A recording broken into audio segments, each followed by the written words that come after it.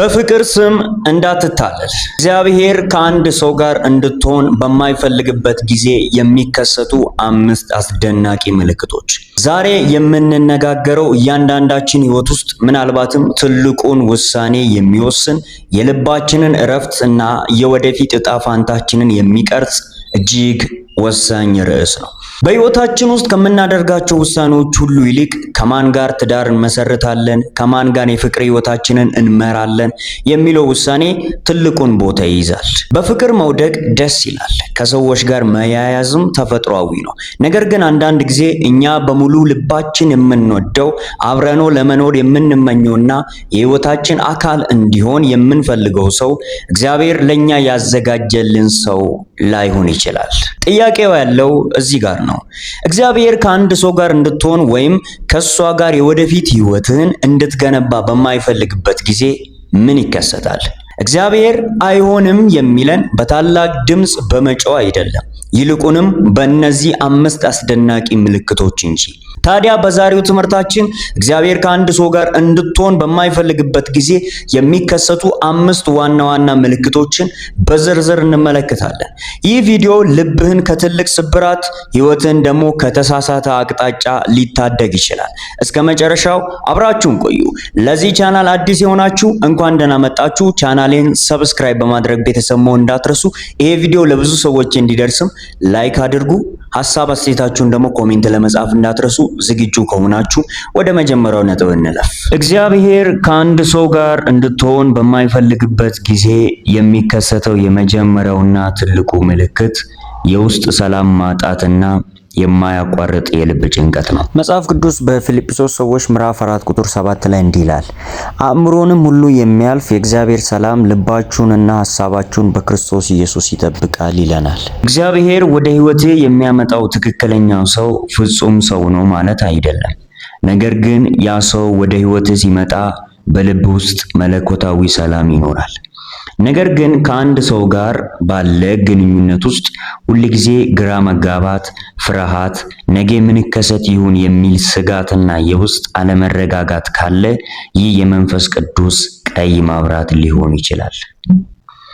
ብዙ ሰዎች በፍቅር ውስጥ ስትሆን ጭንቀት ተፈጥሯዊ ነው ብሎ ያስባሉ። ነገር ግን የመጽሐፍ ቅዱስ ሰላምና ዓለማዊ ፍቅር ይለያያሉ። እግዚአብሔር ላንተ ያሰበው ሰው ልብህን በእረፍት ይሞላዋል እንጂ የጭንቀት ምንጭ አይሆንም። ያ ሰው ደውሎልህም ይሁን ሳይደውልልህ፣ አብሮክም ይሁን አይሁን፣ በልብ ውስጥ ሰላም ከሌለ እግዚአብሔር መንፈስ ላይ ጥያቄ እያነሳ ነው። ለምሳሌ አብርሃምና ሳራ በገዛ ፈቃዳቸው እስማኤልን ለመውለድ በወሰኑ ጊዜ በቤታቸው ውስጥ ሰላም ጠፋ። የሰው መንገድ ሁል ጊዜ ጭንቀትን ያመጣል። የእግዚአብሔር መንገድ ግን ሰላምን ያመጣል። ስለዚህ ራስህን ጠይቅ፣ ከዚህ ሰው ጋር ስሆን የውስጥ ሰላሜ ይጨምራል ወይስ ይቀንሳል? ሰላምህ ከጠፋ እግዚአብሔር እጁን እያነሳ እንደሆነ ተረዳ። ሁለተኛው ዋና ምልክት ያ ሰው ወደ ሕይወትህ ከመጣ በኋላ ከመንፈሳዊ ሕይወትህ ከጸሎትህና ከእግዚአብሔር ዓላማ መራቅ መጀመርህ ነው። መጽሐፍ ቅዱስ በሁለተኛ ቆሮንቶስ ምዕራፍ 6 ቁጥር 14 ላይ እንዲህ ይላል፣ ከማያምኑ ጋር በማይመች አካሄድ አትጠመዱ፣ ጽድቅ ከአመፅ ጋር ምን ተካፋይነት አለውና ብርሃንም ከጨለማ ጋር ምን ኅብረት አለው ይለናል።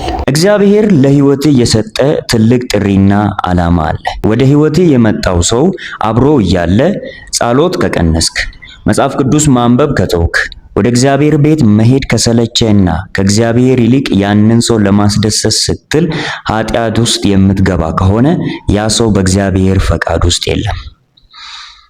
የመጽሐፍ ቅዱስ ምሳሌ እንመልከት። ንጉሥ ሰለሞን በአምላኩ የተወደደ ጥበብ የተሞላ ንጉሥ ነበር። ነገር ግን እግዚአብሔር ከከለከላቸው ሴቶች ጋር በተያያዘ ጊዜ ልቡ ወደ ባዕድ አማልክት አዘነበለ። በአንደኛ ነገሥት ምዕራፍ 11 ላይ መመልከት ትችላለህ። ሰለሞንን ያህል ጥበበኛ ሰው በግንኙነት ምክንያት ከመንፈሳዊ መንገዱ ከሳተ አንተና እኔ እንዴት እንጠበቃለን? እግዚአብሔር ከአንድ ሰው ጋር እንድትሆን በማይፈልግበት ጊዜ ያ ግንኙነት መንፈሳዊ ጥንካሬን ማጥፋት ይጀምራል። ይህ ትልቅ የማስጠንቀቂያ ደውል ነው።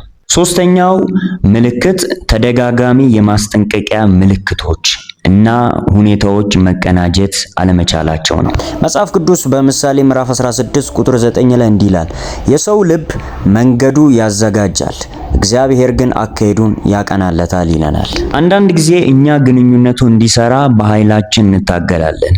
ነገር ግን በሩ ይዘጋል። እኛ በርግደን ለመግባት እንሞክራለን። እግዚአብሔር መንገዱን ያግደዋል። እኛ ግን በራሳችን ለማለፍ እንሞክራለን። እግዚአብሔር ከአንድ ሰው ጋር እንድትሆን ካልፈለገ ሁኔታዎችን በመዝጋት ይናገራል። ይህ እንዴት ይገለጻል ካልከኝ፣ አንደኛ የቤተሰብና የአማካሪዎች ተቃውሞ፣ መንፈሳዊ የበላዮች ወይም የቤተ ክርስቲያን መሪዎች ወይም አገልጋዮች፣ የሚወድ ቤተሰቦችና እውነተኛ ወዳጆች በዚያ ሰው ላይ ጥርጣሬ ካላቸው፣ አንድ ሁለተኛ ደግሞ አለመጣጣምና የማያቋርጥ መሰናከል። ነገሮች በጭራሽ አያልቁም። ሁል ጊዜ ግጭት፣ ሁል ጊዜ አለመግባባት፣ ሁል ጊዜ መሰናክሎች መከሰት ይጀምራሉ። በሶስተኛነት ደግሞ ምስጢሮችና ውሸቶች መጋለጥ ይጀምራል። ስለ ሰውየው እውነተኛው ማንነት እግዚአብሔር የተሸሸጉ ነገሮችን እንዲወጡ ያደርጋል። ማወቅ ትጀምራለህ። ስለ ሰውየው ድብቅ ጉዳዮች እሱ ስላልነገረልህ አንተ ራሱ ስለማታውቃቸው ጉዳዮች እግዚአብሔር የማስጠንቀቂያ ምልክት ሊሰጥ ሲፈልግ እነዚህን የተሸሸጉ ነገሮችን እንዲወጡ ያደርጋል። እግዚአብሔር በር ሲዘጋብህ በሩን በግድ ለመክፈት አትሞክር። ምክንያቱም እግዚአብሔር በሩን የሚዘጋው አንተን ለመጉዳት ሳይሆን ከተዘጋ በር በስተጀርባ ካለው አደጋ አንተን ለመጠበቅ ነው። አራተኛው ምልክት የባህሪ የእሴት መጋጨትና በግንኙነት ውስጥ የሚኖር ስነ ልቦናዊና መንፈሳዊ መጎዳት ነው። መጽሐፍ ቅዱስ በአንደኛ ቆሮንቶስ ምዕራፍ 15 ቁጥር 33 ላይ እንዲህ ይላል፣ አትሳቱ፣ ክፉ ባልንጀርነት መልካሙን አመል ያጠፋል ይለናል። እግዚአብሔር ያዘጋጀልህ ሰው አንተን የሚያንጽ፣ የሚያከብር፣ የሚወድና እሴቶችን የሚያከብር እንጂ የሚሰብር ወይም እሴቶችን የሚቃወም አይደለም። እግዚአብሔር ከአንድ ሰው ጋር እንድትሆን በማይፈልግበት ጊዜ በዚያ ሰው ባህሪ ውስጥ ፍቅርን ሳይሆን መርዛማነትን ታያለህ። ያ ሰው ሁል ጊዜ ያሳንስሃል፣ ራሱን ብቻ ይወዳል፣ ሰልፊሽነስ አለው፣ በአእምሮ ወይም በስሜት ላይ ጨዋታ ይጫወታል፣ አላር ሙድ መያዝ ምናምን አይነት ነገር፣ ለእግዚአብሔርና ለሰዎች ምንም አይነት ፍቅር የለውም። ብዙ ሰዎች በሂደት ይቀየራል በማለት ራሳቸውን ያታልላሉ። ነገር ግን ማወቅ ያለብህ ነገር አንተ የሰው አዳኝ አይደለህም። አዳኙ ኢየሱስ ብቻ ነው። እግዚአብሔር ያልቀየረውን ሰው አንተ በፍቅር ልትቀይረው አትችልም ወዳጄ። እግዚአብሔር ፍቅር ነው። ፍቅር ደግሞ ታጋሽ ነው። ፍቅር ቸር ነው። ፍቅር አይመካም ይላል አይደል? በአንደኛ ቆሮንቶስ ምዕራፍ 13 ላይ። ስለዚህ ያ ግንኙነት ህመም፣ ያ ግንኙነት ችግርና የራስን ዋጋ ማጣት ብቻ የሚያመጣብህ ከሆነ እግዚአብሔር ከዛ ቦታ እንድትወጣ እየነገረህ ነው። አምስተኛውና ዋናው ምልክት በልብ ውስጥ የሚመጣ ግልጽ የመንፈስ ቅዱስ ግፊት ወይም የውስጥ ድምጽ ነው።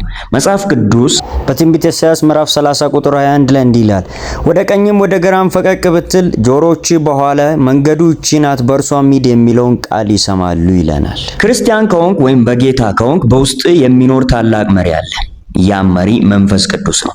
መንፈስ ቅዱስ በልብ ውስጥ ደውል ይደውላል። አንዳንድ ጊዜ በሎጂካሊ በሚታየው ነገሮች ምናምን ላይሆን ይችላል። ሰውየው ጥሩ ሀብት፣ ሰውየው ጥሩ መልክ ወይም ጥሩ ትምህርት ሊኖረው ይችላል። ነገር ግን በውስጥ የሆነ ያልተመቸ ነገር አለ። ይህ የመንፈስ ቅዱስ ጥርጣሬ ይባላል፣ ወይም ሆሊ ስፒሪት ኮንቪክሽን የሚባለው ማለት ነው።